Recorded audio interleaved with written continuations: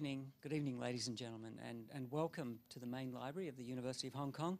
It's my great privilege to introduce our two guests to this evening. This is the second book talk for 2013, and by the look of it, they're getting better and better. So we really welcome Elizabeth Sinn, and I think most people here know Elizabeth well, but I'm going to go through this because I've been asked to do it. She is, of course, a historian with a general research interest in modern China and Hong Kong, and particular interest in history of charity, business, culture, the press, and migration. She's the former Deputy Director of the Centre for Asian Studies here at Hong Kong U, and a member of the Humanities Panel of the Hong Kong Research Grants Council. For many years, she served on the Antiquities Advisory Board and the Council of the Royal Asiatic Society, Hong Kong branch, and is an honorary advisor to the Hong Kong Museum of History. Elizabeth's 2003 book, Power and Charity, A Chinese Merchant Elite in Colonial Hong Kong, was the book of choice by Hong Kong U Council Chairman Dr Leong Chi-hung, who spoke at one of our centenary book talks in 2011. Her most recent book is, of course, tonight's feature, and it is Pacific Crossing, California Gold, Chinese Migration, and the Making of Hong Kong, published by, of course, Hong Kong University Press. And the press is here. Thanks, Michael. It also gives me great pleasure to introduce to you our moderator for this evening, Professor John Carroll. He is a professor in the Department of History here at the University of Hong Kong, and he's also the Associate Dean of Outreach in the Faculty of Arts. John teaches courses on Hong Kong history, museums and history, and British imperial history. He's the author of Edge of Empires, Chinese Elites and British Colonials in Hong Kong, and A Concise History of Hong Kong, both co-published by Hong Kong U Press. Ladies and gentlemen, I don't think we could have made a better match of moderator and speaker, so please make them welcome.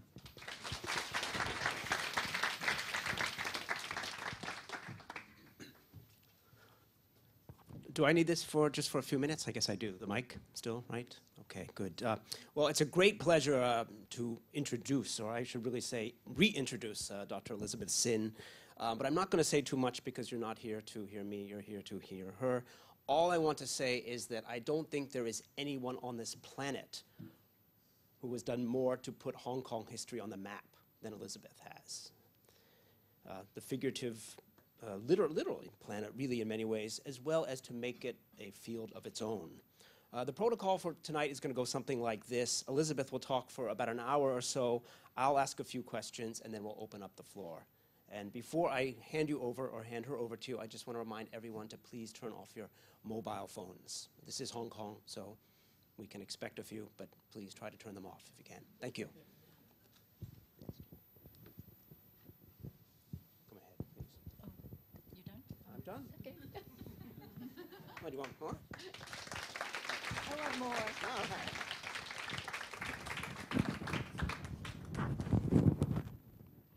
We'll see whether it works. Does it work? Yes. Well, first of all, I want to thank everybody, especially the library, for inviting me. I want to thank you for coming. I am really delighted to be speaking here tonight. Many of my friends are here, and they have been asking me for years, what have you been working on?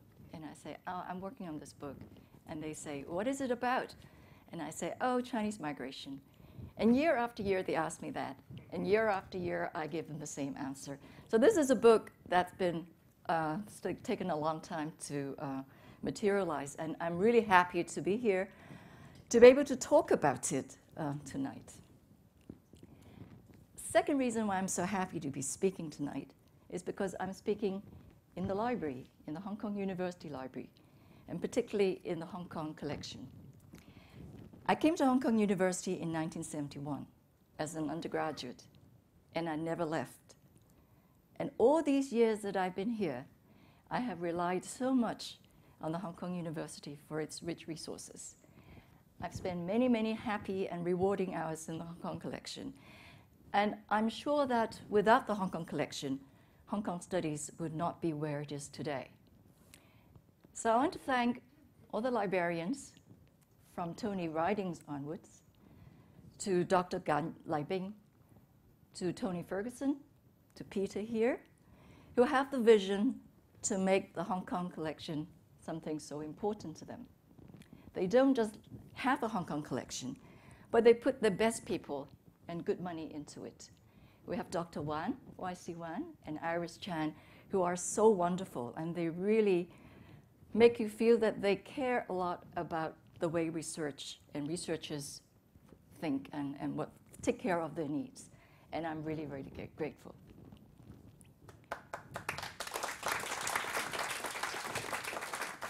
Now, what I'm going to do tonight is I'm going to give a very brief summary of the whole book.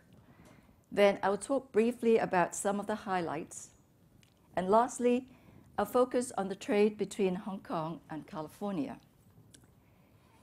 Briefly, this book is about the tens of thousands of Chinese who crossed the Pacific to reach California and their collections with Hong Kong. So this is a picture of some of the immigrants going on a steamship from Hong Kong to California. You can see most of them were men. And they were obviously eating and probably having a good time, gambling and so on. It's a long trip. Usually it took about 30, on a steamer, be 30 to 33 days. Sometimes if they went in a sailing ship, it could take 40 to 60 days. And there have been trips that took 80 days, right? And of course, some voyages never got to California. And I will talk about how Hong Kong facilitated and shaped the migration, and how different aspects of the migration in turn affected Hong Kong's political, social, and economic growth. In addition, using the Hong Kong experience, I put forward a new paradigm for migration studies called the in-between place. What I basically say is that when studying migration, it is not enough to just study people moving from the sending country to the receiving country, but that there are places they pass through en route which also play essential parts in the whole process. And I hope the idea of the in-between place will give scholars a more multidimensional picture of migration. So, who are these people who went to California? They were mainly people from the Pearl River Delta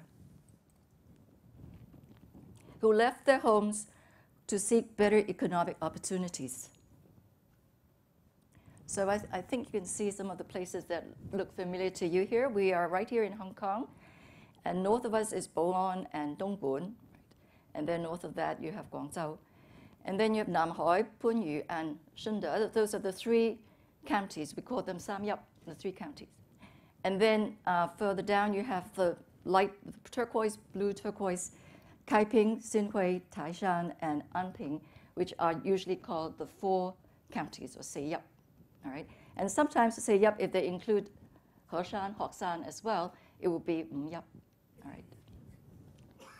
So these are the places, counties, particularly later, the Seiyap counties were very prolific in sending immigrants abroad. The first wave went in the late 1840s and the early 50s as part of the California gold rush. As you all probably know, in 1848, 1849, that's why we have the old Susanna song, a great deal of gold was discovered in California. Not only a great deal, but they were easy to get to, all right? And this is why it was so attractive. And people from all around the world went. So the Chinese who went to California were only part of a huge influx of migrants from all over the world into California. I often think of it as like people rushing into China, rushing into the Pearl River Delta nowadays, because that's where the gold is now. The second big wave went in the 1860s and the 1870s to build railroads. But beyond these main waves was the constant stream of people who went to do business because profits were so good, or to take on whatever job because wages were so much higher than what they could get at home. Almost all of them, and this is the key point, almost all of them embarked at Hong Kong on the way to California and disembarked here on the way home.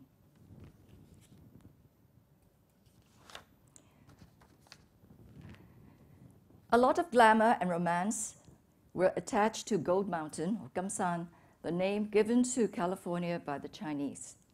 And a new stock figure emerged, the Gold Mountain sojourner. In Cantonese, we call him the Gamsan Ha, right? And if he's a little older, and of course if he's male, we call him a Gamsan Aba, right? And he's supposed to be extremely generous, extremely big spending, and a little befuddled, right? And that's why he's so big spending. Right? And people could take advantage of him. Legends about the Gold Mountain sojourner, the Gamsan Ha or the Gamsan Aba, returning home laden with treasure, spread fast and furious across South China. It was said that they sent huge amounts of money home to their families. They bought lands and built huge houses in the villages, and even contributed to the infrastructure of the hometown by building roads, ancestral halls, libraries, even railroads. So, some of the huge houses that you can find, and this is Kaiping, all right? The one on the left-hand side is the library, Guanxi Tosugun, and the one on the right is the it's called a mansion. Sometimes it's called Diulao, all right? So there's a little bit of confusion over the name, but you can imagine that in the mid-1850s, 1860s, 1870s, where everything was just flat and one story, if you know, 2 stories maybe at max. These things stuck out like sore thumbs, right? But they attracted a lot of attention because what they're saying is, hey, we went to Gold Mountain, we came back, and we're filthy rich, all right? And this became, this kind of landscape was embedded in people's mental landscape, all right? And what they can see is, you know, go to Gold Mountain. And also when these Gamsan Ha, whenever they returned to the village, they were expected to give out lai si. So everybody was happy. They bought a lot of presents with them, all right? And like clocks and bicycles, all these new things from the West that make them even more admired and envied and worshipped, right? And it's very much like Hong Kong people in the 1970s, 1980s, going back to China, bringing rice cookers at first, and then washing machines, and then refrigerators and televisions, all right? So this is the kind of glory. In China, it used to be that you bring glory to your ancestors by taking the civil service exams. You get a degree, you become an official. Then you bring glory to your ancestors, 光宗耀祖, right? Now, by the time of the 1850s, another way to 光宗耀祖, or to bring glory to your ancestors, is go to Gold Mountain, right? So to pursue this dream of gold, families sent their sons off to California, sometimes pooling the resources of the whole lineage to do so. The Gamsan Ha were sought after as husbands and sons-in-law and business partners. So even after the United States passed the Exclusion Act in 1882, restricting the immigration of Chinese laborers, the stream of Chinese flowing into California and other parts of the West Coast never completely stopped. The immigrants simply used new ways and new tactics to get around the law to reach Gold Mountain. Now, this book is not about the Chinese in America. Many books have already been written about Chinese in America. And rather than dwell on what happened to them there, I emphasize movements and linkages between the migrants, Hong Kong, and China. I emphasize flow, the flows of men and women, goods, money, both as capital and remittance, communication, information, and the bones and coffins of diseased migrants. The moving back and forth of people and things. That's what I concentrated on. Naturally then, shipping is one of the main subjects of the book. Trans-Pacific shipping in the mid-19th century is often told in terms of steamliners. And some people might even think that the Pacific Mail Steamship Company's liners were the only ones that had ever carried Chinese passengers to California. So could I have the book, please? Yes. So, yes.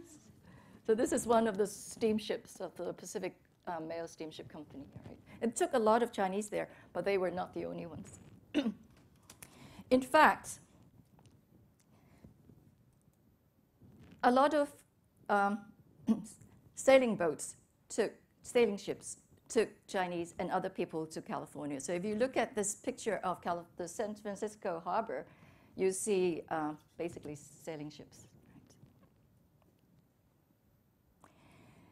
These sailing ships that took the Chinese there were tramp ships, chartered or hired for specific voyages or periods. And they carried passengers and cargo. Strangely enough, despite its importance, scholars have paid little attention to the subject of ship chartering, and even the leading chartering firms and shipping agents during the 1850s, 60s, and 70s are hardly known.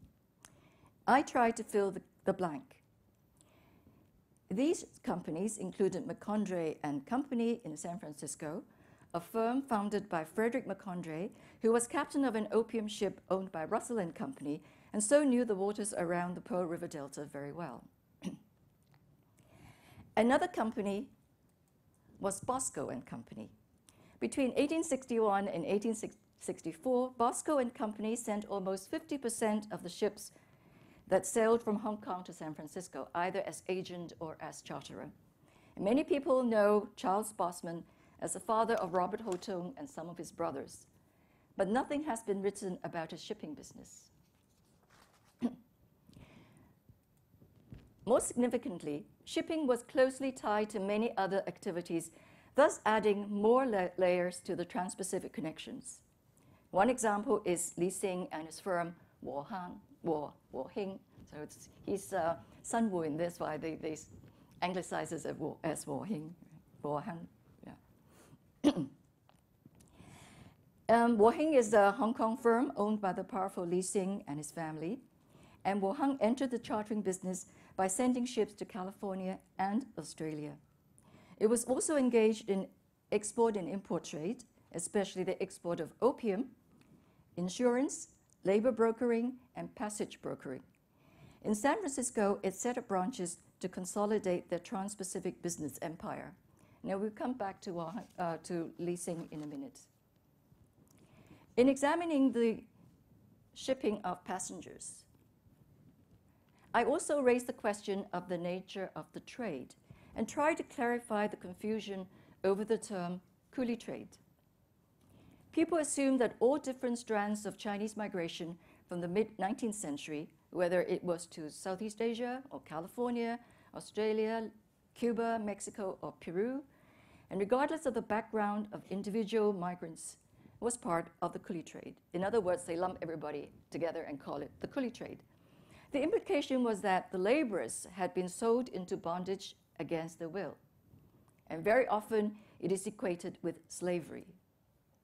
I argue that the term coolie was racist and became confused partly because at the time, anti-Chinese politicians in the United States intentionally muddied the water so that Chinese could be excluded from America on the basis that they were a slavish people. The result has been a lot of misperception and confusion, and the myths hardened into reality. And I think this is time to revisit the term, and I think the time to revisit the term is long overdue. Ships, both sailing ships and steamships, were the lifelines not only of Chinese going to California, but also for those returning. Chinese migration to California was largely circular. Going to California was not intended as a one-way journey. Always, the ideal was to come back. Some returned for good after one trip. Others made round trips every few years to visit family and impregnate wives. And merchants traveled frequently on business. The migrants' most cherished wish was to return home permanently at some point and spend the rest of their days in peace and prosperity. This is in accordance with the belief of fallen leaves returning to the roots, 落葉歸根. And so people who've moved away should come back when they get old or tired or when they've made a lot of money. And the idea was to be back at home when they get older And even if they died, they have to be returned somehow. So in order to make sure that people get buried in their hometown, what to do when someone dies in California? One solution was to send the dead body in a coffin and ship that home to China for burial. But that was very expensive, and later laws in America made it difficult. The more common way was to first bury the body locally in California, and after a few years, dig up the bones, clean them, box them, store them, and then send them back to China for secondary burial. This activity reflected the deep-seated Chinese belief in filial piety.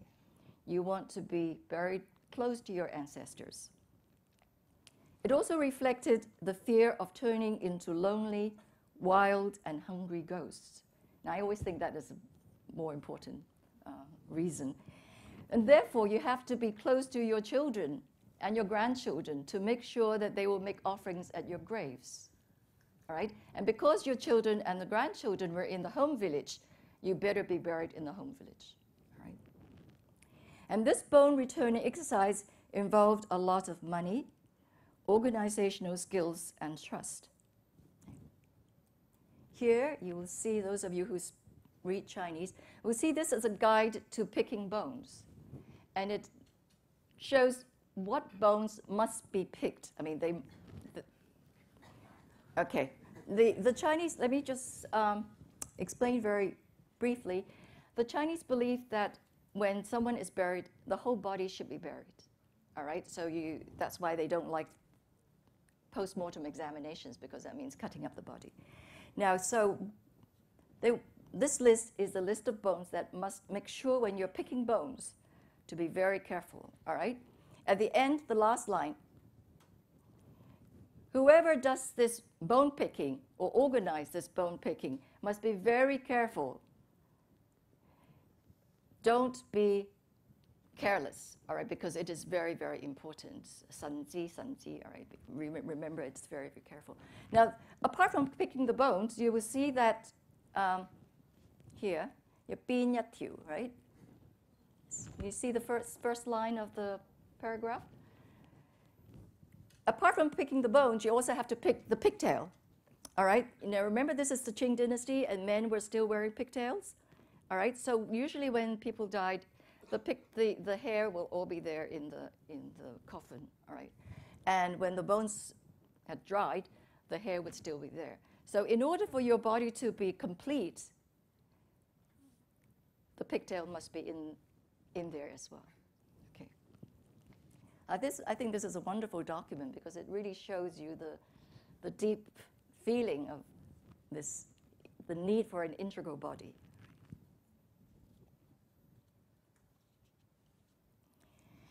And more significantly, as you have all these bones in California being collected, all the migrants' bones and coffins were returned to China through Hong Kong, always through Hong Kong. And this is the Donghua Coffin Home, which have been taking care of these coffins for many, many years. This is taken just very recently. So the coffins and some of the bone boxes are still there. And this whole exercise required Hong Kong's individuals and organizations such as Native Place organizations and the large charitable organization, the Donghua Hospital, to put in a lot of work to make arrangements with their counterparts in California and eventually all around the world to collect, store, care for physically and ritually, and forward the human remains to the correct recipients. I always say that returning bones is very important, but returning it to the right party is even more important.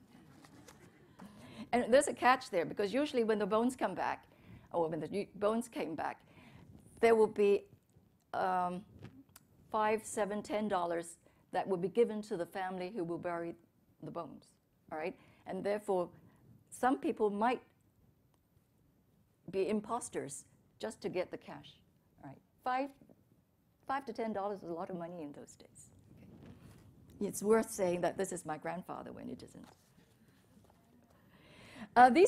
These activities required immense and long-term efforts by people in California, Hong Kong, and South China.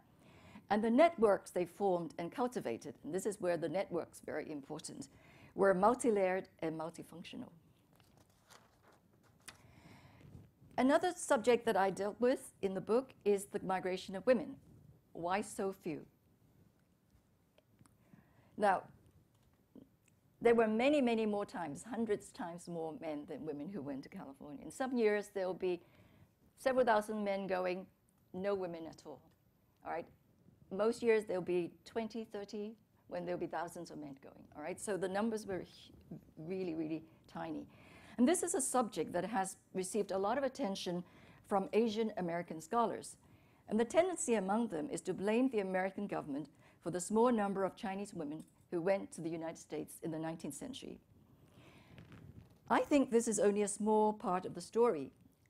What I do is refer to Chinese social beliefs and practices to see how the patriarchal attitudes toward women and women's place in society actually inhibited their movements. Indeed, I show that the Chinese merchant elite in Hong Kong, as embodied by the Dongwa Hospital, played an important part in restricting the number of Chinese women from immigrating. I have a feeling that Asian American scholars will not like my book. But I think it is time to trigger off the discussion put the discussion on a new level. And I think it is also time to break some stereotypes. Well, I have another objective. Both the return of bones and the migration of women demonstrate the close ties between California and Hong Kong. Indeed, as I mentioned, for me, as a historian of Hong Kong, the purpose is to show how Hong Kong shaped the migration. And now, let me move to the main focus of tonight's talk, the California trade. Now, in Chinese, we call it Gamsan Hong. And the firms that traded with California were known officially as the California traders, and in Chinese as Gamsan Zhong. I think that's a term that's quite familiar to you. You see the term Gamsan repeating itself over and over again. When news of the gold rush broke in 1848, Hong Kong had become an open port for only a few years. Its main purpose up to this point was to serve as a holding ground for opium from India while waiting shipment to China.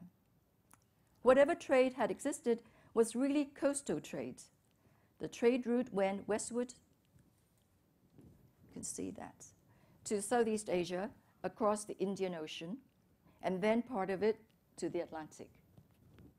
So basically, up to 1848-49, Hong Kong looked west, all right, for its trade and for its shipping businesses. Though Hong Kong was located on the Pacific, you can see Hong Kong on the Pacific, nothing very much was happening on the Pacific up to 1848. And so, in a way, this ocean had been irrelevant to Hong Kong's development before 1848.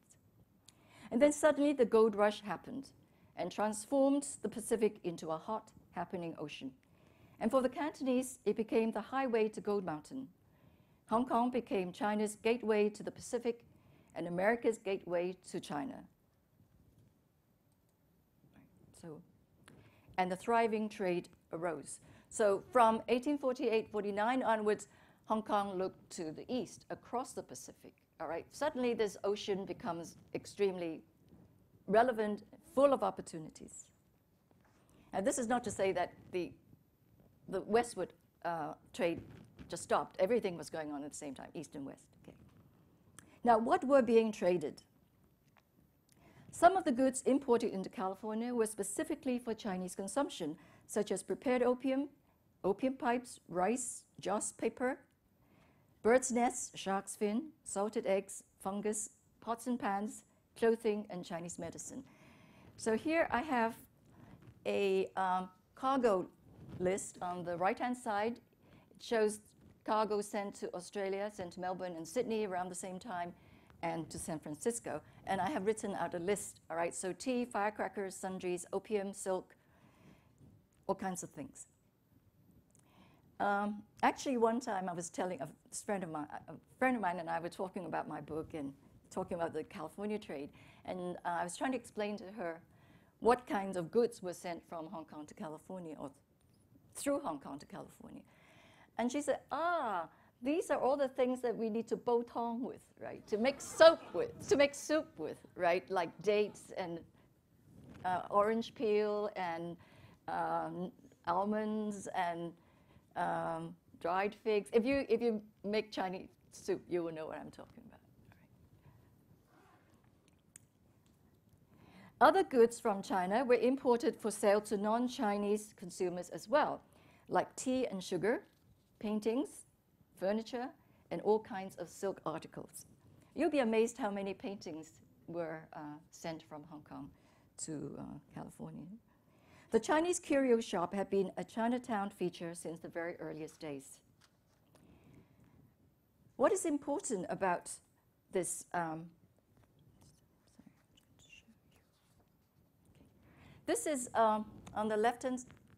On this side, the Zhongsa Yabou is a newspaper in San Francisco, all right? And the advertisement is taken from this newspaper, all right? And it's an advertisement by a grocery shop, the Sei Sing Long, right? And it tells you what they sell. 油米茶糖正式供煙is opium, right? 豬式美酒. So it's oil, rice, tea, sugar. 正式工藝 is prepared, authentic prepared partner opium, and I'll tell you about that opium in a minute. All kinds of wines, all kinds of good wines, right? Dried fruits, everything fresh and good quality. All right, so you can see that this is what they were selling in San Francisco grocery stores. And these things almost all came through Hong Kong, right? We'll look at the remittance later. Now, what is important about this Hong Kong-California trade was that it was very high-end trade. It was high-quality, expensive goods.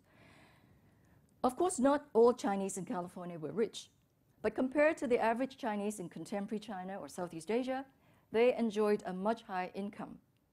The big spending Gamsan Hak's consumption pattern, to a large extent, dictated the composition and the value of the import-export trade between China and California, with far-reaching consequences for the trans-Pacific economy.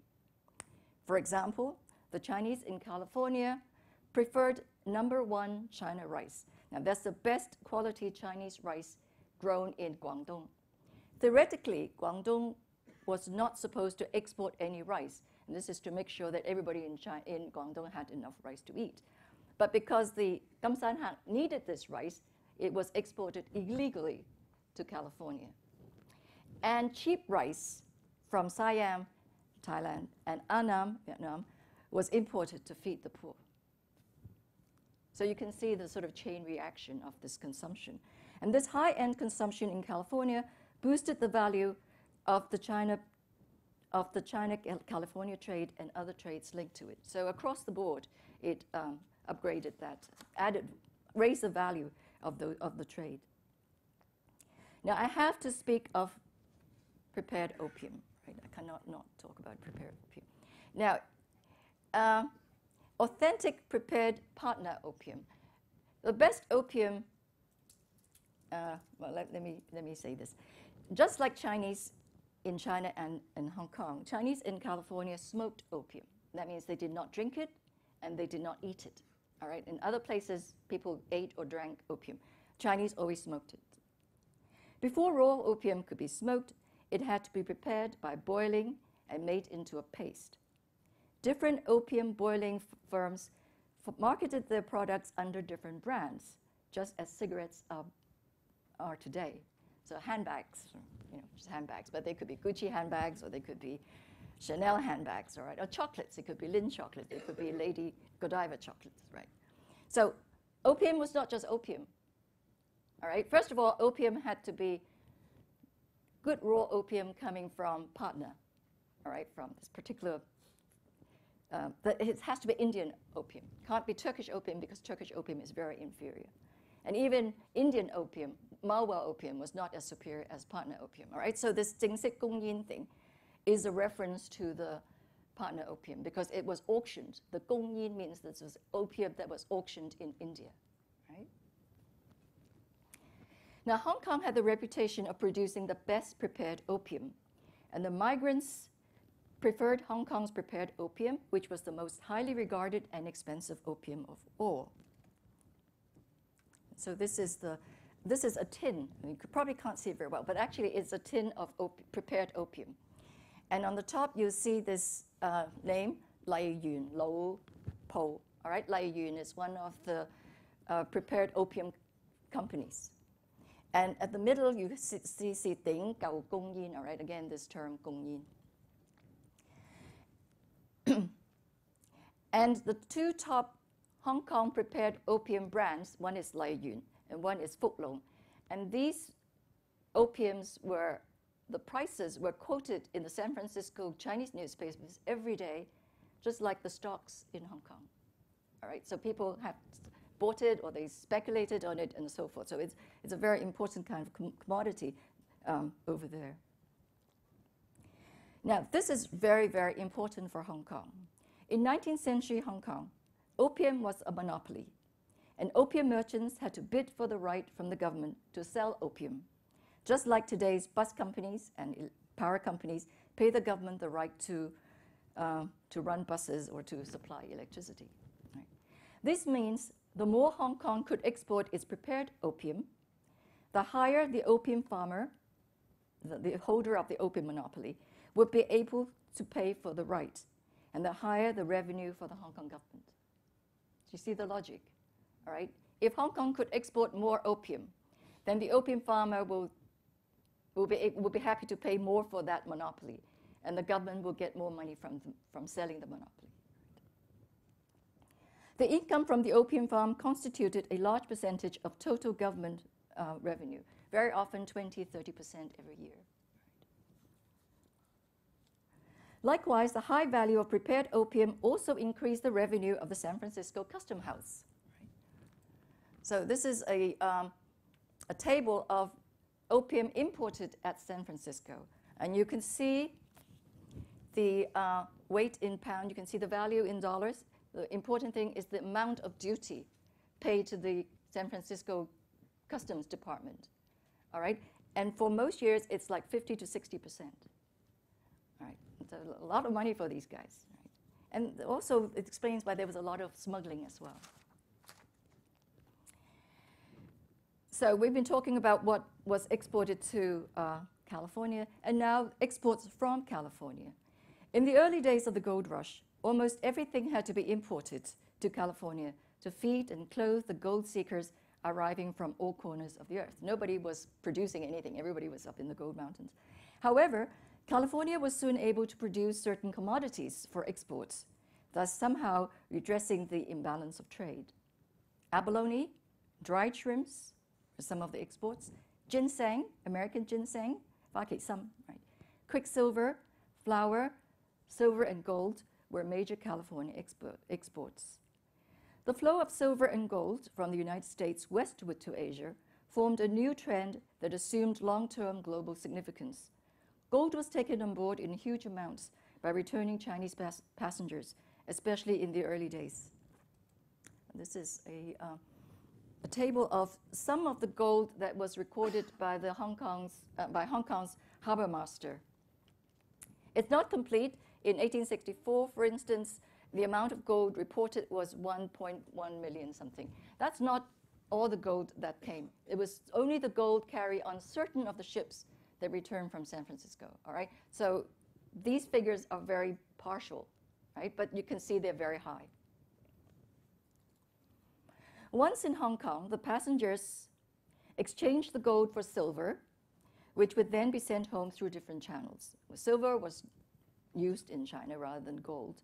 And the Mexican dollar was very, very highly valued by the Chinese. In addition, gold and silver remitted by banks and trading firms also came from California. There was a thriving traffic across the Pacific. In 1864, it was observed that over $10 million in gold and silver had been shipped from San Francisco to Hong Kong, Shanghai, and Kanagawa. Of this amount, nearly 9 million went to Hong Kong. So you can see what kind of market Hong Kong was for silver and gold. Other big items that came from California was quicksilver and flour. Now, I won't talk about quicksilver, but flour turned out, rather surprisingly, to be a major import from California. It might seem surprising that the Chinese, supposedly a rice-eating country, should be importing such enormous amounts of flour. In fact, that Chinese only ate rice was a myth, and is a myth, of course, we know that, because they consumed a lot of other grains as well. Not only were Chinese in the north accustomed to consuming flour in the form of noodles, cakes, dumplings, buns, and youtiao, those in the south did so too. What was really surprising was why did they buy the more expensive California flour when flour could be obtained locally in China, which was much cheaper? The answer lies partly in the fact that that flour milled in California was purer and finer than Chinese flour, or it's purer than what Chinese mills could produce. It was also more glutinous. The more glutinous the flour, the longer it could be pulled for making noodles and youtiao, and the thinner it could be rolled for making pastries. But the real question is, how did California flour find its way to China in the first place? Some contemporaries claim that it was returned Chinese immigrants who first introduced California flour to China, just as they introduced many other foreign luxuries to their hometowns. This is plausible, and we can be sure that flour merchants did a good job shaping consumption behavior by propagating among more affluent Chinese in China that American flour was the classy flour of choice. All right, I think this is really important, that we're buying things not only we buy things we buy things because they're expensive. All right, we buy things because they're classy. All right. And this has a real impact on why certain things were imported and why certain things were imported. The flour trade was one of the catalysts in invigorating the Hong Kong-San Francisco connections. Hong Kong developed into a thriving, though unlikely, center for flour trade, despite disadvantages such as humidity and high incidence of worms and weevils that damage the flour. In Hong Kong, flour was resacked and redistributed to different markets in the region. It was sent south to Southeast Asia, to the Straits settlements, including Singapore, and to Vietnam to feed the French, and then north to Chinese ports and beyond, as far as Vladivostok. Now, one other export from California is qiao hui, the money that Chinese send home, right? Besides being a consumer, the Chinese migrant was also a sender of funds, either from savings or profits. Clearly, migrants from other countries also sent money home, but the degree and scale of Chinese remittance practices were exceptional. The majority of Chinese immigrants sent money home as a primary duty. Now, in 19th century America, for instance, many European and Irish immigrants arrived in America. They sent money home. They became a single man, just like the Chinese. At first, they would send money home for their wives and keep the children. But eventually, they would send enough money and tickets so that the family would join them in America. Right? In the Chinese migration, this did not happen. In the Chinese migration, the ultimate goal was for the man to return to China. Right? The image of the free-spending Gamsanhak should not blind us to the fact that many Chinese in California were poor. But it was rare for a man, however poor, not to be scrimping and saving in order to send a few dollars home to China every month. The wealthy sent enormous sums to buy land and build houses, to make donations and investments, as we mentioned. But whether sent by rich or poor, the remittances collectively formed an enormous source of income for South China. All that money came through Hong Kong. There is no systematic record of how much money was sent home by Chinese in California, but its magnitude can partly be seen from the Hong Kong Harbour Master's report, as I showed you just now. It was estimated in 1869 that nearly $5 million were held by Chinese in San Francisco. And a proposal was put forward to establish a Chinese savings bank to encourage people, the Chinese, to deposit their savings in San Francisco instead of sending it home.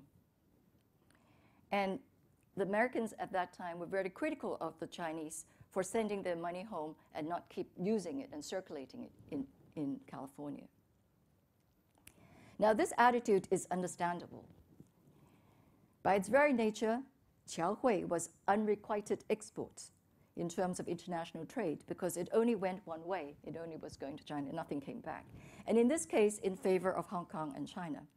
The large volume of funds remitted and the high percentage of immigrants' savings had long been recognized as a central feature of Chinese immigration in the 19th and early centuries. And many economists and historians have noted the significance of qiaohui to Chinese economy. The funds could be remitted in different ways, but the money invariably came first to Hong Kong before reaching the mainland. And this is important because it took many months before the money actually reached the recipient. So between the time the migrants sent this $2 or $3 to a shop or to a bank or whatever, it takes months for that money to dribble down to from the Sierra, whatever, in the Rockies, down to San Francisco, and then across the ocean, and then to Hong Kong, and then to all these little villages up in Say Yap, right? So it took months before the money reached the recipient. And in the process, many people had a chance to dip into it, using it either as capital or to ease their cash flow. So all this money traveling through Hong Kong was a great boon to Hong Kong merchants. In some cases, the money might never have left California at all, as long as shops or firms in California and Hong Kong were able to settle their accounts against goods, passage money, chartering costs, or whatever, right? So this huge pool of money was making its way from somewhere in California across the Pacific into Hong Kong, and God knows how long it sits in Hong Kong before it gets sent back to the villages. All these import and export and remittance activities were undertaken by Chinese and non-Chinese firms, and firms of different sizes. Some were very big and some were very small. But very often, Chinese and non-Chinese merchants worked closely together, and Chinese firms in Hong Kong became closely connected with those in California. They collaborated in different ways. In the early days, the Hong Kong firms extended credit on goods for California, while the California firms collected the proceeds and other debts for their Hong Kong counterparts and collected the qiaohui. They also acted as agents for each other, shipping agents and agents for merchandise. A number of California firms started as branches and lianhao, I will say something about the lianhao in a minute, of Hong Kong's firms. And as the California firms expanded, they in turn established branches and lianhao in Hong Kong and other cities in China, creating a counter-trend and making the trans-Pacific connections more complex.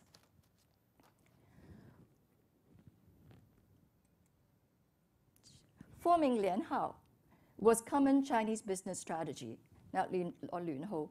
These were firms connected through overlapping ownership and or cross-shareholding, and frequently the connections were further underpinned by personal, family, and native place ties. Though each company in the group was a discrete entity, maintaining a separate account, they were often tightly interconnected and interdependent. Very often, companies operated by the same group of owners, holding shares in different combinations, were able to cover all the bases, including export and import, ship owning, chartering, cargo and passage brokering, provisioning, money lending, depositing, and remittance services, and later insurance and modern banking as well, thus achieving both vertical and horizontal integration. In addition to lianhao, some groups of firms, although not structurally linked by interlocking in ownership, were nevertheless closely affiliated due to long association, high levels of transactions, friendship and native place, and or family ties. And they also helped each other in many ways by reducing competition and risk, much as the Lianhao did. So the result was a smorgasbord of entwined interests and a labyrinth of asset flows across the Pacific that bound people, organizations, and localities together. So this is Li Sinn. We mentioned him. His big firm is Wohang in Hong Kong. In San Francisco, Wohang has a branch called the Wohang Long. And Li Sinn had another firm called Lai Hing, and in San Francisco, he had the Lai Hing Long. In Hong Kong, Li Sinn opened the Ontai Insurance, which was the first insurance operated by Chinese. And he had all sorts of other companies and all sorts of other agencies and collaborators in San Francisco as well. And together they took care of ship chartering, labor broking, passage brokering, exports, import, opium insurance, and remittances and exchange. One of the things I should mention about Li Sinn was that for many years he was the opium monopolist in Hong Kong. Now, let me illustrate another aspect of the networking of firms with the story of Jiu Yutin. This is Mr. Jiu Yutin, whose two main firms was the Chengwo and the Wing Wo-seng. Jiu Yutin was a native of Nanhai. He founded Chengwo in Hong Kong around 1849, soon after the California gold rush, importing and exporting all kinds of articles. Through the 1850s, as Chengwo's cargoes grew in value, the firm expanded its business through a series of Lianhao and other associated companies in California and other localities. And in San Francisco, Chengwo set up a branch, and in the early 50s managed by a brother or a close relative of Mr. Chiu. Later, it formed a new firm in San Francisco called Wing Wo-seng, with several partners, and seemed to have done a lot of its business through it. Chengwo probably held shares in other firms in California as well. Together and separately, Chengwo and Wing Wo-seng carried on a thriving and large-scale trade, with Chengwo in Hong Kong frequently sending Wing Wo-seng large amounts of rice, opium, and oil, and Wing Wo-seng shipping flour and quicksilver in return. Chengwo's commercial networks spread in all directions.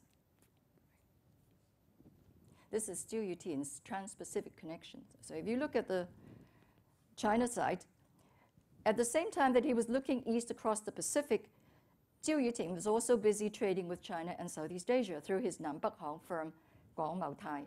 In China, he had Lianhao in many cities up and down the China coast, including Shantou, you can see for yourself, Shantou, Shanghai, and right up north to Gongzhuling and Dalian. Such multi-directional operations centering like spokes to Hong Kong's hub created immense synergy. Jiu Yutin was credited with having, through his generosity and connections, assisted over 1,000 relatives, neighbors, and friends to set up businesses abroad. Even assuming this to be an exaggeration, one can still imagine the pivotal position he must have occupied in a network which covered Hawaii and spanned the east coast of the Pacific from California to Panama, Peru, and Chile. San Francisco no doubt played a major role in the expansion, serving as a springboard for Hong Kong trade with other parts of North and South America. So a lot of the ships went from Hong Kong to San Francisco and then from San Francisco down to South America. In the same way that Hong Kong became San Francisco's gateway to China, Southeast Asia, and beyond. So they were both important redistribution hubs. The Hong Kong-California corridor became the concourse from which many tributary corridors emerged, directed and redirected by the movements of Chinese migration and attendant trades. Now, before I leave this, I just want to mention the Nanbak-hong. Many of you who know Hong Kong would have heard of Nanbak-hong. Nanbak-hong was the trade, or Nanbak-hong actually, the Hong, Yip Hong, right? This was the trade between the north, that is North China and Japan, and the south, that is South China and Southeast Asia, a trade that covered an immense array of commodities. These two important trading systems, the Nanbak-hong system and the California trade system, you can see, intersected in Hong Kong. And Mr. Chiu's operations is a wonderful reflection of the intersection of the two trading systems. And many commodities from north and south gathered in Hong Kong to be redistributed to America and other places. Expensive and high-quality products were sent to California. And in other words, the California trade upgraded the trade in the whole region. Before leaving Jiu Yutin, I must tell you a little story about how I discovered so much about him. One day, I was doing some photocopying in that room, and I met a friend, and that is Dr. Patricia Chu. And we were talking about what we were doing, and she said, "What are you doing?" I said, "Oh, I'm working on this man, Jiu Yutin, and I don't know where to find anything about him." And I said, "I have a feeling he's very important." And she says, "He's my great-grandfather." And so the next thing was she brought a lot of family papers that cannot be found anywhere else. And I am really, really grateful to her. And I'm glad she's here. I know she's a very low-key person. I should have asked her beforehand whether I should mention this. But I knew that if I did, she'd probably say no. So, but I think I owe her a great debt. Now, so we've been talking about how things look from a Hong Kong perspective. How did the California trade appear from a national or regional perspective? And now we'll look at Zhang Zhidong's view. All right, and I'm finishing very quickly. When the new exclusion regulations were passed in 1884, I mean, the first act was passed in 1882, then they passed more in 1884, Chinese merchants in California petitioned Zhang Zhidong for help. Zhang Zhidong was Governor General of Guangdong and Guangxi, a very powerful, very involved in the self-strengthening movements going on in China at the time, and really big on the pursuit of national wealth and power. He was very aware of the significance of the migration of Chinese and sent migration and the related trade, and he sent a memorial to the emperor about it. Okay, so this was his memorial, and this is what it says. It says, "Immigration is a means to relieve Guangdong of overpopulation and vagabondage. The tens of thousands of Chinese overseas consume a large amount of materials from China. And the more widely Chinese migration is extended, the more widely will Chinese goods circulate. The exclusion of Chinese laborers will certainly affect the business of Chinese merchants. If exclusion is implemented in America, it might also spread to Southeast Asia and Australia, where the head tax is already imposed." So what he especially emphasized was that the consumption of Chinese products by Chinese abroad had stimulated the export economy of all parts of the country.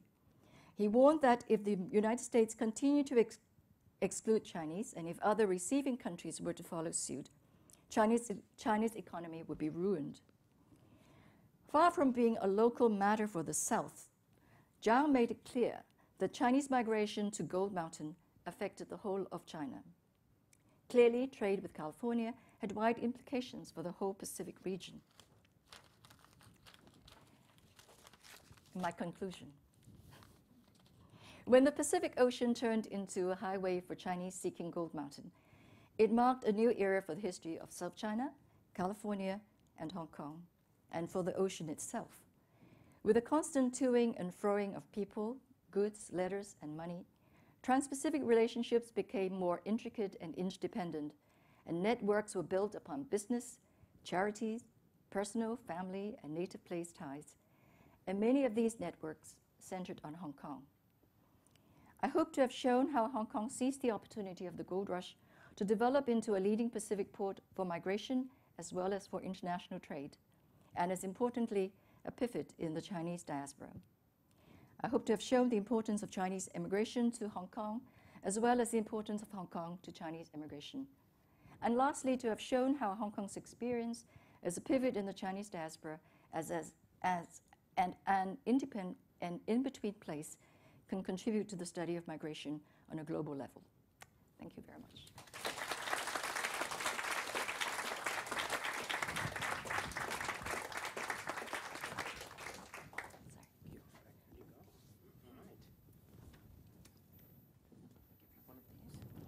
I can do this, yeah. Okay, all right. Is mine working? It is, okay, excellent. Thank you so much, Elizabeth. I As I always tell my students, I try to condense my questions to one page here because I have so many of them after reading the book. But I tried to select just a few of them. And I think maybe if we could start with this notion of in-between place. You describe Hong Kong as an in-between place. And then at some point in the book, you also point out that every place is an in-between place in one way or another. I think you do, right? Or there are many other in-between places. There are possibly other in-between places. If that's the case, what makes Hong Kong so special as an in-between place? I think it has to do with degree. Okay. And also with how much of the rippling effect there was. All right, some places would be passengers coming through, but how much residue, what is the word, impact they made on the place were very important. So the passengers or the immigrants, one way they left an impact on Hong Kong was to send all this qiaohui, all the money coming back and forth. So every migration has different characteristics. So the in-between places will probably end up being different as well. Could we call Hong Kong an in-between place today, still? About 150 years after the period you're writing about? In some ways, yes. I think in some ways Hong Kong is still the window to the outside world. We still have milk powder. It's true? I think so. Yes. And as long as we have a really free press, I think that would be. Actually, I talk about the press in my paper, in my book. Right. But I think the free press would be has a very important role to play. Okay. People will say, well, we can pick up a lot of information around China, but if you read the Hong Kong newspaper, the likelihood of the news being believable or being true or accurate is much higher. Okay. So that's where the authenticity comes in. So if you buy, the funny thing is Chinese people from the mainland come to Hong Kong to buy this winter herb, the dongzhongzhou, right? But the dongzhongzhou comes from China, but they buy it here because they think that if they buy it here, it's more authentic. Yeah. The likelihood of them being cheated will be less. In fact, yesterday I was sitting on the minibus, and the bus next to me had a big advertisement for something made in Hong Kong, and it said proudly, made in Hong Kong, therefore it's reliable and safe, and so on. I don't think one would have said that 20 years ago necessarily in Hong Kong, but of course, yeah, definitely. Now, you also talk a lot about three commodities, and I use the word commodities in quotes, and you'll see why in a minute. One is opium. The other is immigrants, people in this case. I don't like to call people commodities, but I think you'll see what I mean here. And the third is bones, which you discussed a little here. I wonder if you could say a little more about how these three so-called commodities figure in the history of Hong Kong. Maybe if we start with opium. As I always tell the students in my Modern Hong Kong course, the reason we are all here is because of opium in some way or another, right? Because of the Opium War. But what does opium say for the Hong Kong experience, or what does Hong Kong have to say for opium? John asked me what questions he would like me to ask him, and I said, "Oh, never mind. Ask me anything." I'm really sorry I did. You should have. Is this the one you would have asked, or no? No. Oh, okay. I should have said, write out your questions and let me run them by me. Okay. I don't know about the opium and bones, but certainly there were a lot of well, first of all, the migrants in California smoked Hong Kong, or they preferred to smoke Hong Kong opium, all right? Now, the very poor ones probably would not be able to afford it. So there was prepared opium coming from Penang, from Guangzhou, and other places. So Hong Kong's opium was not the only brands, right? But the very wealthy merchants would be smoking Hong Kong opium. So that, from the consumption point of view, they would be doing that. There was a lot of Chinese merchants importing opium. So that was one of the major, they were exporting from Hong Kong, but also firms importing them and selling them either wholesale or retail, right? So they were part of their business, right, their trading business. And in those days, we have to remember, opium was, it's like smoking, well, not like smoking, people don't smoke now, but like wine, all right? It was a very classy thing to do. It's something you do at leisure. You can have a restaurant with an opium room. You have beautiful furniture, divans to go with the opium smoking. The pipes could be works of art. You have beautiful women doing the thing for you. So it's very leisurely and it's a pleasure. And so I think the opium, whether smoked by very rich merchants or not, enabled them to escape from some of the hardship that they were suffering in America. Going to America is a terrific thing. You know, they go for this dream, but it was at a very high cost. Right? They were away from home. They had, most of the men had very little women company. The wealthy merchants could afford to bring a second wife or a third wife out, a concubine, out to America, or buy a concubine, or to visit a brothel. But some of these men, you have to remember, live way out in the boondocks, right? And there's no women, there's nothing around except opium. You know, so that was his escape. He had no television. Yeah. Okay. So it's opium. It's something that it's a leisure activity, right? Sounds like a good trade-off. Opium instead of TV. Now, and we have to rethink. We remember that not all opium smokers were addicts. Right. Yeah. Now, immigrants. You've started by reminding us that you may not. Your book may not go well with scholars of Asian American history, and you talked a bit about the term the coolie trade. The story you tell in the book is a very different one. It's not everybody being tricked into becoming a coolie, not everybody being inveigled by their cousin, which is often the case when you read the court the records from the period. How do you think your book will help us rethink the coolie trade, the so-called coolie trade, or the immigrant trade? Okay. The coolie trade was a term that actually started in the early 19th century because in India you actually have coolies, all right? So the menial workers were called coolies.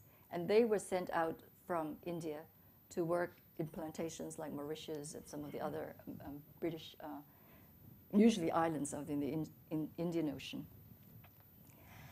But it also was used when Chinese workers were also sent out, or they went out to work in places like Jamaica, to parts of the British, to Cuba, which is not British.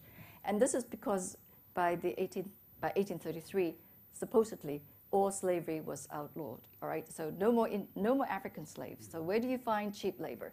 The cheap labor came from India or China, all right?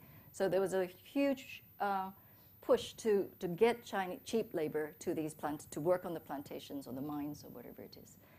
Now, some of the places that were like Peru, where workers were made to work on these guano farms, and the working conditions were very, very poor. The only way to get these people were by either kidnapping them or by inveigling them in some way. For instance, they would come to your casino and they lost all their money and to sign not their lives, but they signed a labor contract that said they will go to Cuba for 5 years or 3 years or whatever it is, all right? Sometimes people were just hit on the head, or they're so anyway, there's a lot of trickery involved and force involved in putting some of these people onto the boats, okay? Now, America is a different story in California. People wanted so much to go, there was no need to inveigle them, right? So because of that, they were people who were willing to go, people who were willing to buy a ticket to go, right? And this is where the argument, both the Hong Kong governor and the British and the American consul at the time argued that these people actually paid their tickets to go. All right. Now, some of them might not have all the money. Some of them would borrow money from their friends or relatives or wherever, and they pool their resources, send one guy there or two guys over there. But those people who could not afford to put the cash down could also borrow money. All right. So they have this something called the credit ticket. Now, I still don't know enough about this credit ticket, but certainly there are bankers or people who are willing to lend money to somebody going to California, and the immigrant gets to California and he promises to pay back the money and the interest, right? And he usually will pay somebody in California. So that's why the Hong Kong-California connection is very important, because the California partners would be collecting the money for the Hong Kong partner. Okay. Okay, thanks. Now, somewhere in So the book, because, sorry, go ahead. because people were willing to go, you didn't have to kidnap Right, them. right. And this is where the confusion starts, because what a lot of the politicians and the media at that time were saying, oh, this is all the coolie trade, or the Chinese going away are part of the coolie trade. And this is really terrible because this is like slavery. Well, anyway, the Chinese are like slaves anyway. So this is how the logic went. And so at the time in the 1870s, when a lot of American politicians were anti-Chinese, they wanted to stop the Chinese from coming. One of the strongest arguments is that we don't want the Chinese to come because they are slavish people. All right, we are a democracy. We don't want them to come because if they came, they would ruin our democracy. And we particularly don't want Chinese women to come because their children are slavish as well. All right, so this is where that whole racist discourse becomes so successful. All right? Thank you. Now, at some point in the book, you say that people did not emigrate from Hong Kong. They emigrated through Hong Kong. Mm-hmm. I wonder if you could say a bit more about that.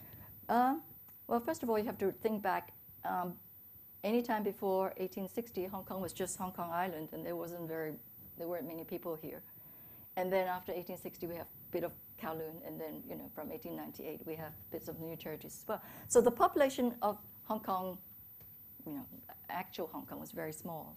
All right, so most of the people actually had come from the Pearl River Delta around Hong Kong, and but they all came to Hong Kong for the ships. Okay, thanks. Now, Well, what is also interesting is that although many people left, they didn't come from Hong Kong. After they left Hong Kong and went to Australia or California or Namia, Southeast Asia, when they returned, very often they stayed in Hong Kong instead of going right back to their hometowns. All right, so Hong Kong actually became a big sort of hub for returnees. Great, thanks. Bones. Historians like to talk about people, and they like to talk about the objects that people make. This is why, for example, China is famous for paper. Egypt is famous for inventing beer, one of the other two great gifts to civilization. But you're talking about bones here, which are neither people nor the objects that are made by people. How will the study of bones in this sense make us rethink Chinese immigration? Or really not immigration, but the China trade itself, the California trade. The China trade. I think it's more, well, first of all, it's really about immigration. It's about people. It's about how people wanted to die, all right? And how people wanted to die has a huge impact on how people lived, all right? So this is why dying is so important in my mind. The second thing is, even in the commercial sense, all right, bone boxes and coffins was freight. All right, you have to pay to ship them. So a lot of the cargo returning from California actually consisted of these bones boxes. All right. So in terms of trade too, and of course this is very complicated. The people who organized the bone repatriation were sometimes native place organizations, and when they worked with each other, the people in California would belong to, say, the Seyup Tonghang Wei, Seyup Wei Gun, or the Seyup Native Place organization in California. Now, when they sent the bones to Hong Kong, they sent it to the Seyup organization in Hong Kong. All right, so there are two native places across the Pacific who have to collaborate in order to get the bones from one place to another. All right, so they have to write to each other, they have to send money over, they send the bones and so forth. And in the interim, in the process, not in the interim, in the process, they build trust among themselves. They show that they're trustworthy, they show they have the money, they have the organizational skills. And so this is another way of consolidating or strengthening the commercial network. But also more importantly is very often these Huiguan or the native place organizations collect a lot of money from their membership fees, right? And in order to ensure that all their future operations will be paid for, they invested this money. All right, say if they have $100,000, they will invest that money. Now, sometimes they will buy a property in California, but sometimes they'll send it back to Hong Kong to buy property in Hong Kong. Sometimes they send it back to China to buy land. No. But Hong Kong seems to be a favorite place for their investments, partly because the Hong Kong's law protected money, property, and persons, right? So this is very important. They thought that if they invested in Hong Kong, land prices will go up. And some of the Tonghengwu in Hong Kong who bought land 100 years ago are just, just coming through everywhere, money coming in everywhere. So, so a lot of this money came to Hong Kong with the bone repatriation in mind. All right, there's always money somewhere. Okay, so the bone repatriation exercise, I would say, shows a lot of things. All right, it shows filial piety, it shows Chinese cultural attitudes towards death, fear, desires, all these things. But from a commercial point of view, it was one way of enhancing the Trans-Pacific commercial networks. You have to remember that all these guys, the Huiguan in California and the Huiguan in Hong Kong, all these guys were businessmen. So it's businessmen doing things that are not exactly business, but at the same time they enhance their business relationships. All right, there was a lot of money going back and forth because of these coffins. And also it involved a lot of investments in Hong Kong. Some of the money, one of the associations that I studied is a Punyu organization called the Chunhao Tong. And they used to send money back to Hong Kong. Some of that money would be used to buy property, which they did. Some of that money would be sitting there, and people could borrow that money. It would be lent out for interest. All right, so the Hong Kong Punyu Association will be handling that money. Now, some of their directors would borrow that money and pay interest. All right, so that's a lot of capital sitting around waiting to be used. Great, thanks. Now, your first book on the Donghua Hospital was very much about men. Not great white men, not great dead white men, but about dead men, dead Chinese men, some of them great, but nonetheless dead. Not at the time that they were running the Donghua Hospital. No, of course not. Of course not. And certainly not at the time you were writing the book. But at the time you were writing the book, they were. In this book, you have one chapter, a very important chapter, on women and the role of the women played in the California trade. I wonder if you could just say a little bit more about that. I should point out, by the way, and memory, I know, is a very fragile, malleable, subjective thing, especially my own. My memory is gone. But my memory of when I first met Elizabeth about 20 years ago, when I was not a young PhD student, but a PhD student, was that I told her I was doing a PhD on Hong Kong history in America, and I seem to remember you saying something like, oh no, if you're in America, it means you have to do something on women's history, or something like that.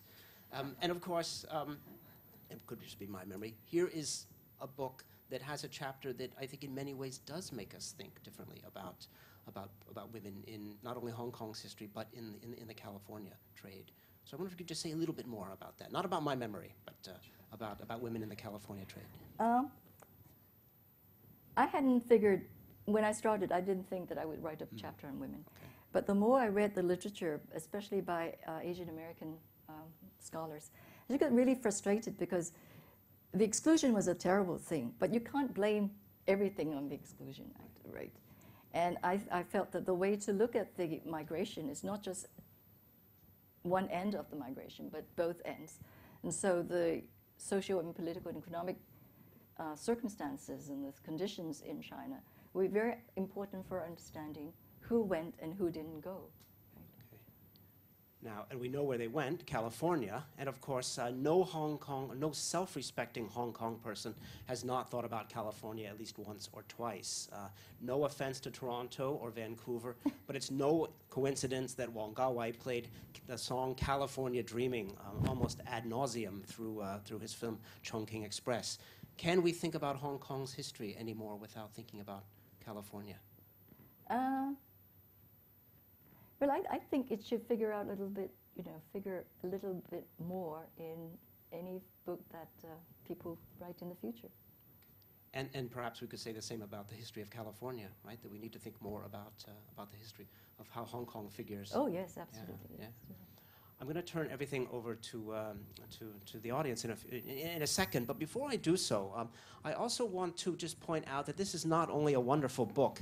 It's a really beautiful book. And I think Hong Kong UP has truly outdone itself on this book. It feels good, it looks good, and it's just the kind of book you want to pick up and read. And buy. And buy, of course. And there will be an opportunity for that. But I wonder if you might tell us something about the cover, about the painting on the cover. Well, Christopher and I talked ad nauseum about what to do for the cover. And I suggested actually one image of the city of Peking, which is inside the book. But it was just a picture of a ship in the middle of the water, so it wasn't very... And Chris kept saying, oh, it's not very dynamic, nothing's moving, right? So I kept looking and I couldn't find anything. And then one day, Chris said, oh, what about this picture of a painting of a sailing ship? And it was a very nice sailing ship on the horizon, and you can see the movement, you can see the waves. It was kind of make you seasick, actually. And so I said, but it doesn't look right. I don't think the Chinese went on these ships. So we both had the good sense to ask Stephen Davies of the Maritime Museum. Is Moody here? Moody is here, right? And Stephen Davies says, oh, no, this sailing ship is 1812 or something, and it is this ship, and this is the Atlantic. And so he says, but I have a picture of a steamship, passenger ship in Hong Kong. So he promptly sent us an image of this. Actually, it goes all the way around. It's a very nice, and it shows the peak. It shows all these sampans, and it shows people, people in the sampan reaching up and, negotiating something, selling or buying or whatever, and has this probably a beer barrel floating about, and it just gives you this very dynamic picture of Hong Kong. And so I'm really grateful to the Maritime Museum and also to the Hong Kong U Press for making such a good job of it. Excellent. I forgot I have one more quick question. In your conclusion, you say Hong Kong was a lesson in openness. And I wonder if you could say just a little more about that, and if that's still the case. Well, we are a lesson in openness, except that you can only take 2 cans or 2 tins of milk powder.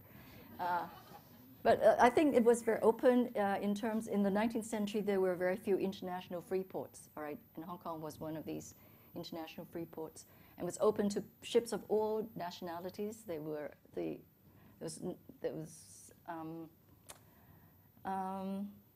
And people were welcome to come and trade and be as unscrupulous as you wanted. Okay, so it's a lesson in unscrupulousness as well. Let's open up the floor here. And the only thing I would ask is before you ask a question, please make sure you have a microphone so we can get this on the direct recording. I'm sure there are many, many questions. It's a great book, and there will be lots and lots of questions. So let's go ahead and start. Robert? Thank you. Thank you very much, Elizabeth. You make the point that there wasn't such a thing as the coolie trade as one sole activity. There are a number of different parts of it, and your book addresses, you might say, the respectable or the nice part of people actually paying to go overseas to bring gold back from California. But to what extent was it clear-cut that Hong Kong had the nice migrant business, whereas Swatow, just along the coast of Guangdong, had the nasty slavery business? Was it really quite as clear-cut as that. No, it wasn't. A lot of migrants actually went from Hong Kong to Cuba and to Peru, but the government was a little more, vigilant than the government in Macau, for instance, and the government in Swatow, for instance. All right, so it's all relative. Yeah.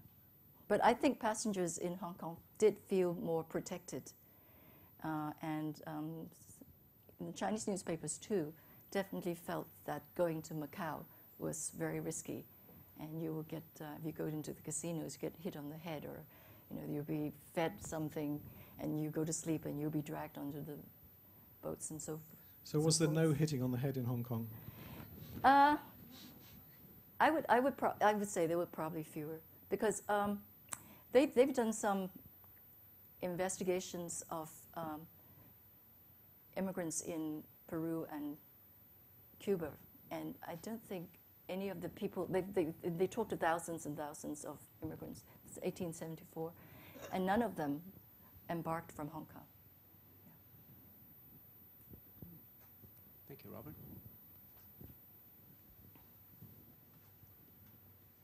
Yes. Oh, Peter, sorry. And then one in the back. Okay. Thanks, Elizabeth, and thank you for your comments about the library and the library staff.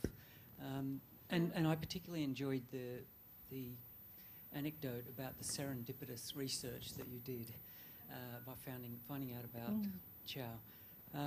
Could you just tell us a little bit about the research process for such a complex book? I know that's a long answer, but could you condense it into something brief? No, I can't. No, actually, it's covering 3 continents at least. And right, but actually, what is in this book is a cumulative process of what I've been doing for the last 35 years. And it's a very long process. Yes, it's a long process, because the Dongwang Hospital is in this book. Yes. The regional associations, so Tonghangwei, the native place is in there, the press is in there. So I have done research on separate bits of this book. And in fact, the RGC grant that I got for this book, I think, was in 1999, I think, or something like that. I think they've forgotten me totally, right? Congratulations. So it's a long time. When I decided to write this book, of course, I went into the archives again. I did, but the research grant was very useful. I mean, I was able to travel and stay in nice places and make photocopies and all that, which I don't have the privilege, and I don't have that anymore, being a retired person.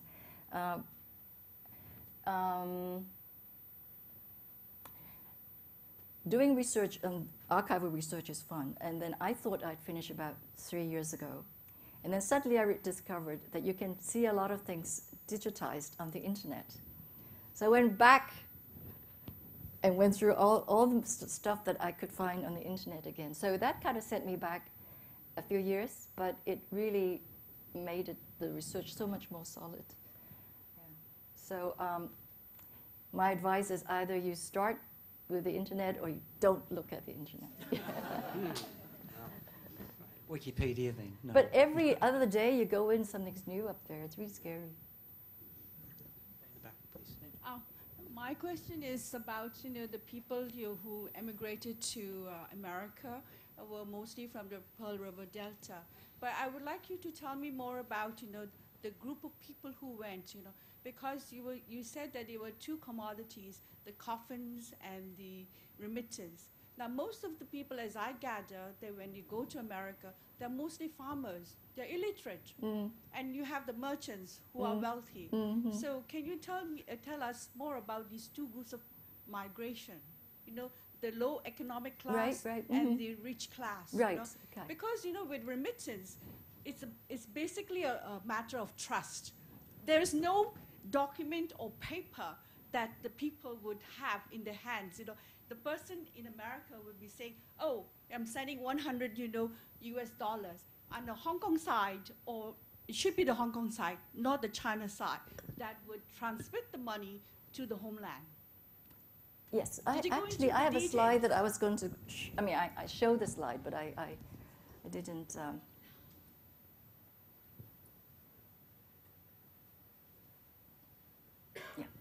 if you look at this advertisement in the middle, this long red square, and it says, this shop, this grocery shop, right?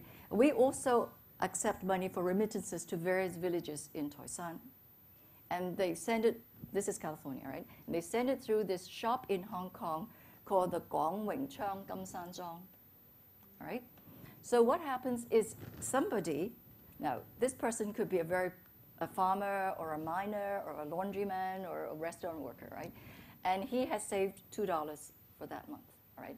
So every month he would bring his $2 to this Sei Sing Long, right, in San Francisco. And the Sei Sing Long would collect all that money, and when it has collected enough money, it will send the money back to Hong Kong to this Gong Wing Chang Gam San Zhong, right? So whether they are rich or poor, and this is the point that I want to make, is that they always send money, all right? So I've seen receipts, and also in the firms, they will have a book. It's kind of like a log book or a ledger book, all right, where they will say, Mr. A put in $2, Mr. B put in $5. So everything is recorded, all right? Now, the only tricky thing is it doesn't tell you how long that money is going to take to get home, all right? And sometimes it could take 3 months, 5 months, 6 months, 10 months, right? Now, what is also very important, if you will see here, that this money going to Gam San Zhong, the Sileyan, Nam Hang from the building, he will only send the money to a very small number of villages in Toisan, because I think the reasoning is we know these few villages very well, all right? And we know people who are related to these villages, so we know that we can trust them.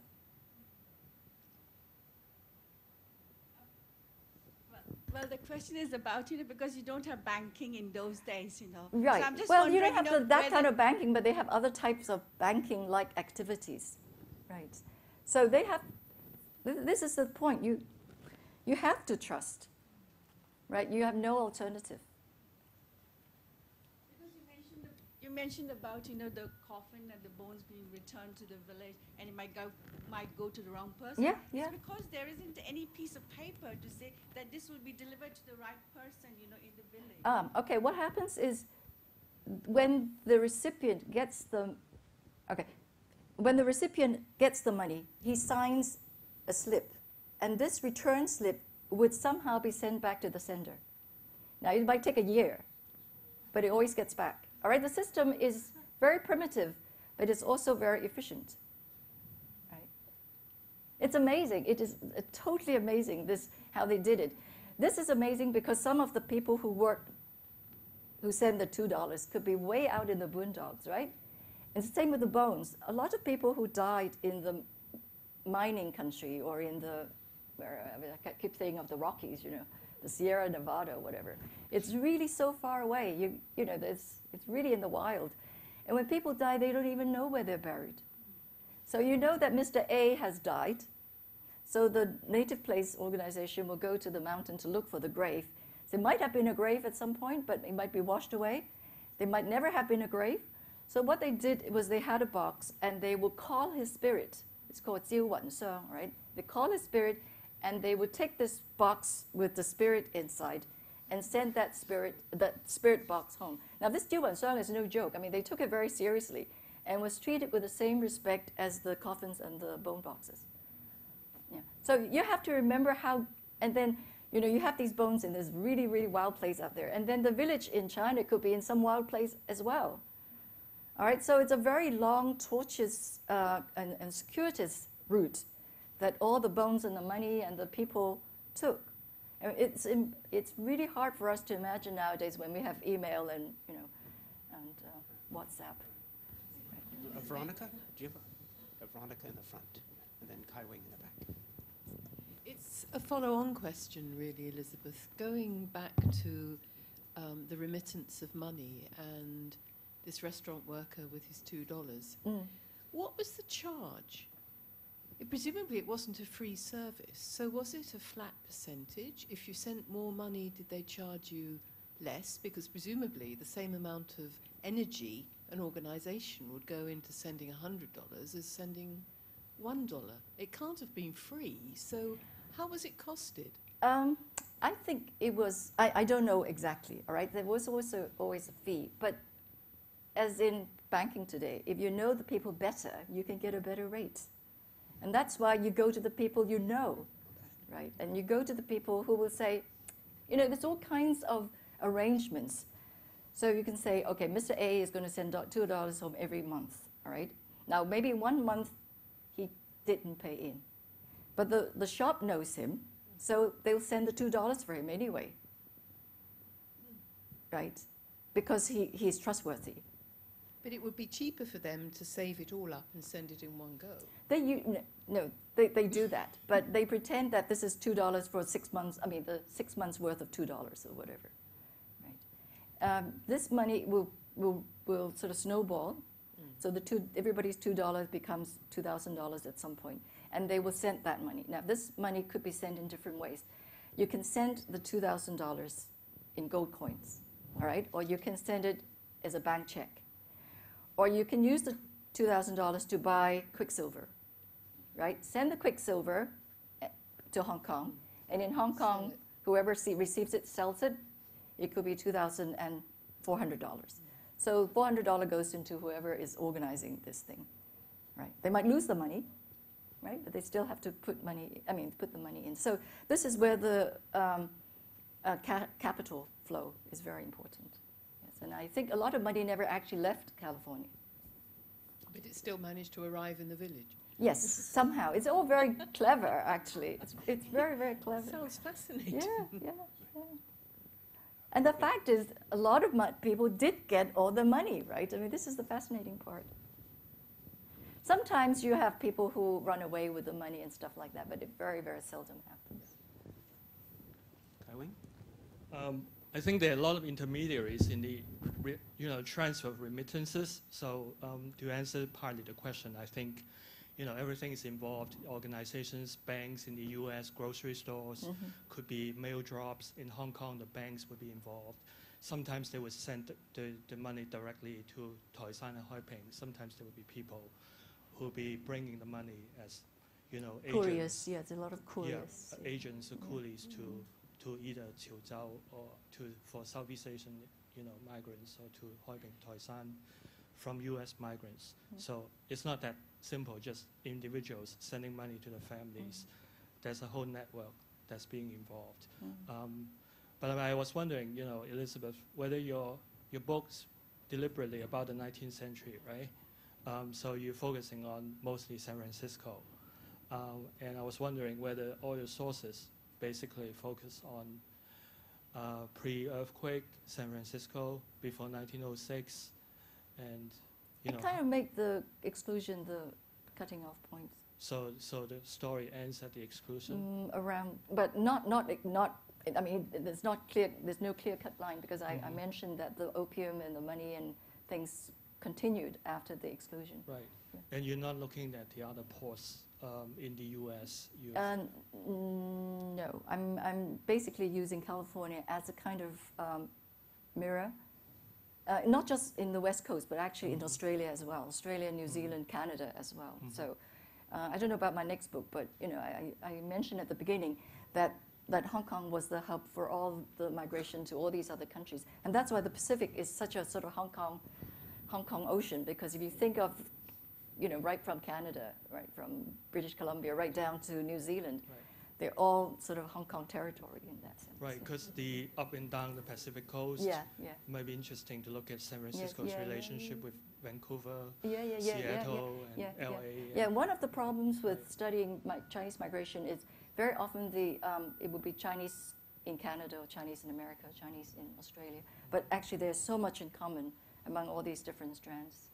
But I'm a very slow worker. If I had to do California, Australia, and Canada as well, I would be 80 years old before I can finish the I understand. We can wait. Wondering. We're in the back with Chi-Chi. Hi, thank you very much for that talk. It was really fascinating. I was wondering, back to the bones, you mentioned that there was legislation outlawing sending the bodies back, but was there any any laws or regulations about sending bones? Because it seems quite bizarre, and I know it was a different age, that you could just ship human bones without any... Yeah, sure, they're in a box, I'm just going to ship them, and it's part of my daily business. So was there anything regulating that, or...? Well, there is a difference between bones and bodies, all right? If you send a body in a coffin, this body actually has flesh in it, okay? And this is in 1878, they had something called the Hicks Act. And this forbade people from moving dead bodies around the city. And that's made it really difficult for the Chinese to do, to work with the to carry dead bodies in the coffin and ship them back to China. Bones and ashes are usually considered to be different types of human remains. Yeah. So although we can be squeamish about it, I mean, some people are squeamish about ashes, but legally there's a big distinction between a dead body with flesh and just bones. And this is one of the reasons they bury the bones for 7 years, bury the body for 7 years, 5 years, 7 years, to give time for the bones to dry. Make sure it's good and dead, right? Yes. And when it's not dry, because they have this ship to catch, they will put the bones in a box that is lined with zinc to make sure it doesn't spill. Could you say anything about the containers themselves? Yes, were there particular they're metal business? boxes, Okay. yeah. They're metal boxes, but then there are certain dimensions, but then they usually would be wrapped with paper outside, and they'll be labeled and so forth. Made in the U.S. By companies there? Any idea? Are you trying to embargo something? No, not at all. Just curious. Let me try Just to curious. I can find imagine the- a whole get back business to growing the- up around storing these boxes. Well, there's a properly. big business with doing the fatsi. Let's see, there's the bones and boxes. All right, getting the ritual masters Right. was the big Sure. thing. Yeah. Right. And getting the bone digger was the big thing. Right, It's really hard to find. Right. Any other questions, suggestions, comments? Yes, Moody, please. May I know that where did you find the archive? Because mostly for the companies, they didn't keep the logbooks or the business books. Okay, the different. Some of the main archives I've used are the Jardine Matheson archives. And they were very useful because they were big ship agents. So a lot of the chartering, chartering I wrote about comes from the Jardine Matheson Company archives in Cambridge. I used the Augustine Hurd papers. Augustine Hurd's a big American company in the 1850s and 60s, and they are in the Baker Library in Harvard. I used the Macondray papers, the shipping company that I mentioned, and they're wonderful because his son he loves writing letters, and they're very gossipy, and they really tell you about what it is like being a China trader, all right? And I found them in the California Historical Society in San Francisco. What else? Newspapers? Newspapers. I use a lot of Hong Kong newspapers. I use some of the California newspapers, and thankfully they're very, very nicely digitized. But So how they've about been- But how about the logbooks? Or the Logbooks. I didn't VC? actually use many logbooks. There are logbooks in the Phillips Library in Salem, in the Salem Museum. But logbooks don't do anything to me. I mean, I know that you have to sort of look through them for many days, and nothing really happens. It's just, no wind, right? Sorry. But they are there. I Didn't mean the ship logbook. It's like the local small companies like Lambert Hong or some okay. trade Okay, I companies. use some of their. There's the Augustine Hurd archives. It's just wonderful. They're full of. And I also use the San Francisco Custom House records. So they're full of bills of lading and declaration, signed invoices, ship's manifest. So they tell you a lot about what products what articles were coming back and forth, the the shipping consignees, the agents. So it's a lot of work. You have to comb through it, and it's very tedious. I mean, it's just so tedious. And then you have to be, you try to build these databases, and they get out of hand. And yes, but they are there. And the Augustine Hurt papers, the library tried to get them actually from the Baker Library, and there was somebody actually who is a descendant of Augustine Hurt in Hong Kong, very wealthy, and he was ready to pay for them, pay for the microfilming, but the Baker Library said no. So you can go there. It's the Maritime Museum should send you there. Yes. Any other questions? Yes, please. Thanks, Elizabeth, for a very interesting talk. I'm not a history student or by training, but I look forward to the future. And this is kind of a follow-up action, because you just mentioned briefly in response to an earlier question about Hong Kong may still be an in-between place, a window for China. I want you to elaborate a bit more in terms of two aspects. One is the hinterland.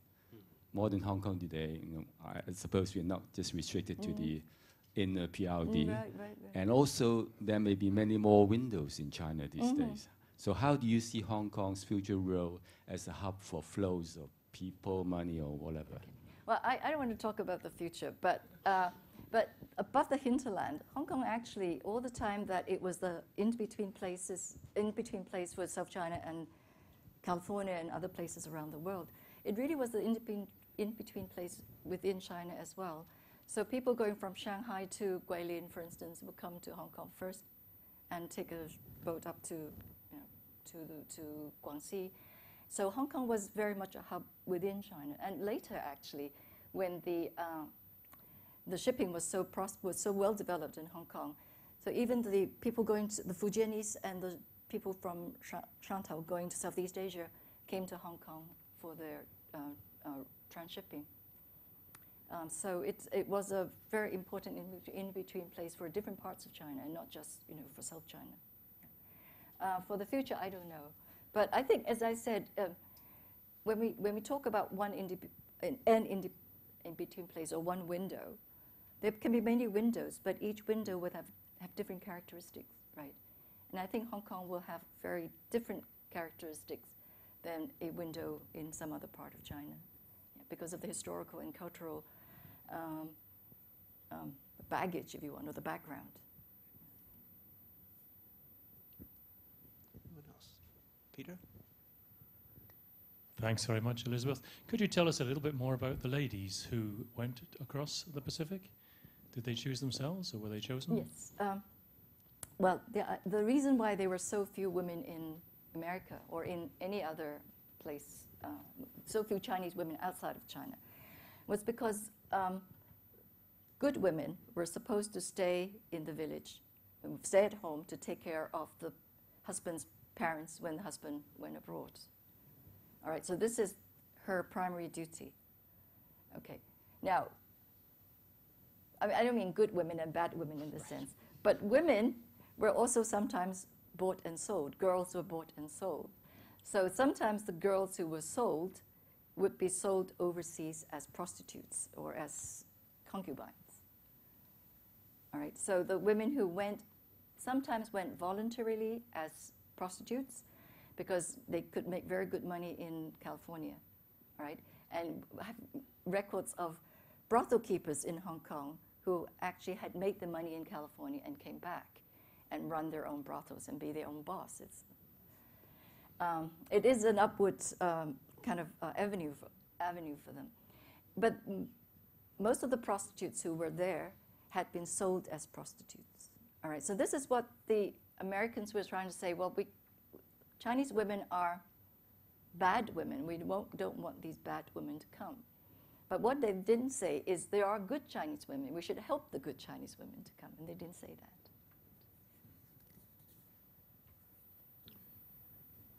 Any other questions?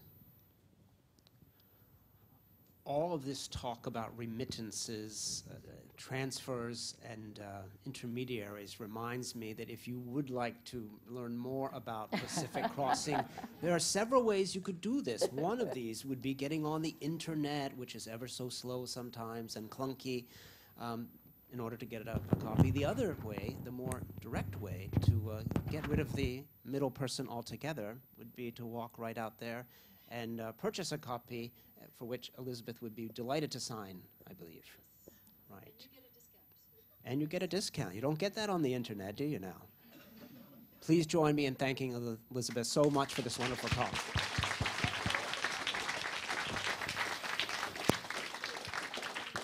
Thank you. Or you could borrow the library's copy as well and save yourself. But I don't think we have it in stock yet. Just before you leave, we have a small gift for a wonderful presentation from Elizabeth. And I'd like to give one to John as well, who did such a great job. Has he got one? One of these? Okay, this is... I love this. I've always wanted one. This is a book of translations by Reverend Robert Morrison from the Chinese, obviously into English, of popular Chinese folk tales. It is signed by Robertson, and it has a giant City Hall Library stamp over his signature. Isn't that wonderful? It's a reproduction, obviously, from our rare book collection. Thanks for doing such a great job, both of you. Thank you. And if you have a spare moment, you can take a few minutes and see our exhibition of Lung Ping Quan on the ground floor on your way out. So please take a few minutes. Thank you very much, everybody.